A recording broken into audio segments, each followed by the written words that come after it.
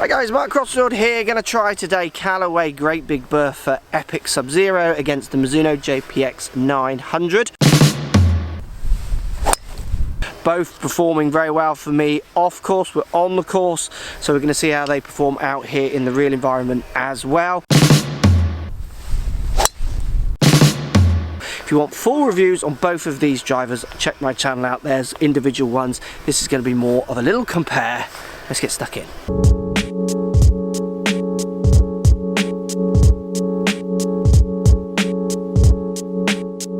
So we're going to go Great Big Bertha Epic Sub Zero, the one I get my best numbers at the moment from almost any driver, against JPX900 on the course, set up in the way that gives me my best numbers. I get from a weight split on these two ports, so these two can move backwards and forwards. You can move them into the toe and the heel. They go further back than the prior model, Mizuno are saying, and you've also got this plate here which changes the way it sits on the floor, because you've got a changeable neck that gives you a vast array of loft differences which can make the club move around in its address position a little bit. With that plate there would offset. Callaway Epic Sub Zero, you got weights you can move from front to back to change spin models. Jailbreak technology, which is the big thing Callaway are talking about, which connects these two bars, go through the middle of the club here, connect the top to the bottom, which in effect stiffens in places, giving you what Callaway are saying is more ball speed off this face. You get the trip step on top, and also has a changeable neck as well. I've tested these in a custom fit situation. Let's look at the numbers before we start out here on the course. Mizuno JPX900 carrying at 260 yards compared to the Sub Zero Epic at 265. And what's the difference again for me? 2,300 rev spin, 2375, lower spin 17, higher spin 25. And then the Epic for me, lowest spin 18, highest spin 25. So they're similar models, aren't they? But just those slightly better numbers for Epic at me, getting out of that 265, averaging at 2.1 opposed to that 2.3. 32 peak height with the JPX, to 31 peak height with the Epic. You can see very, very close numbers. Interesting to see how these are going to compare out on the golf course, because it is very fine differences. But certainly Epic is really making a strong bid to stay in my bag. There we go, the dry ball tested numbers, great numbers out of both, and again you can see the Epic just squeezes that bit more out for me. Let's try it on the course and walk up and actually see what that means in that real game environment.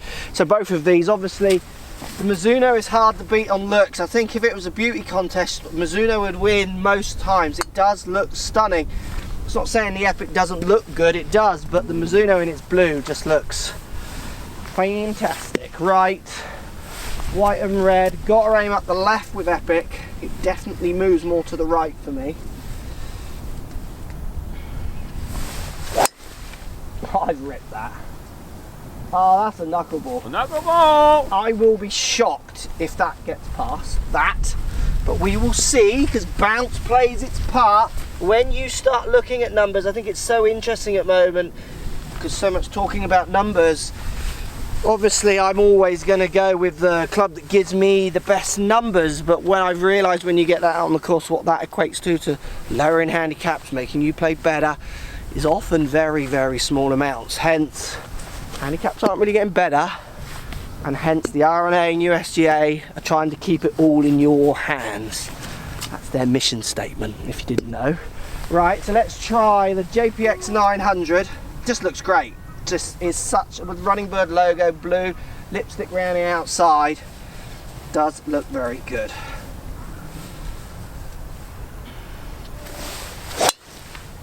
Yeah, hit that good, slightly toey, but often gives me my longer, lower spinning number.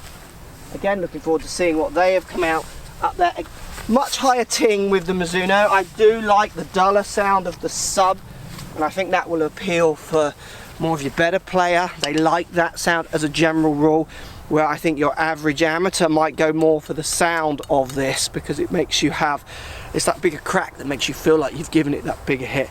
Let's get up there and actually see.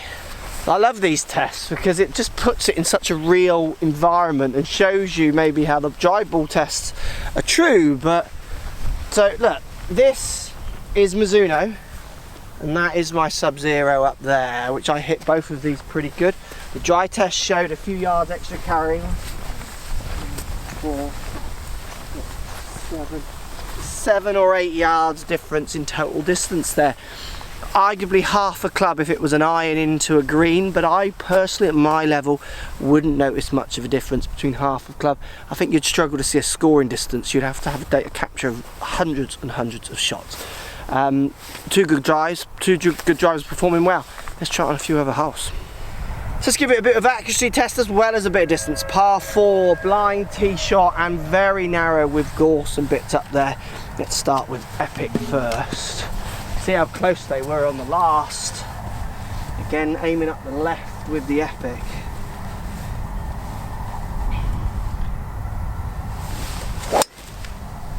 That's a good flight and a good hit. And pretty straight. Come on then, Mizuno. Can you keep up? You're definitely putting in a good fight. All about getting the perfect line on this hole because it doglegs round to the right and you get a shorter shot in with your next just at that house. But if you go right of it, you are in trouble. Again, hit that good. It's the shot shape really for me is the two biggest differences between those. And then the sound. Let's get up there and see how they've come out. Mizuno up the middle left, good shot, and again Sub Zero going more into the middle, drifting more to the right for me, and that bit further, what's that, 7-10 yards, maybe 11. Again, it's very, very close, but the Sub, like the dry test showed, is squeezing that little bit more out. One more test. Right, last test for these two then.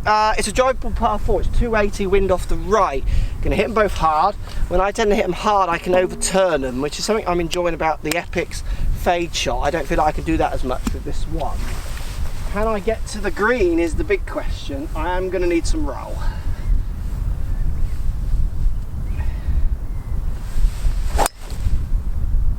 Again, hit that good. Just cut it a little bit too much. It's up the right side, but interesting to see how far up it's gone. Come on in, Mizuno. Gonna hit this one hard as well, wind off the right. Like I say, I am worried about overturning it. I'm not gonna do anything to try and stop that. I'm just gonna hit it like I'm gaming it.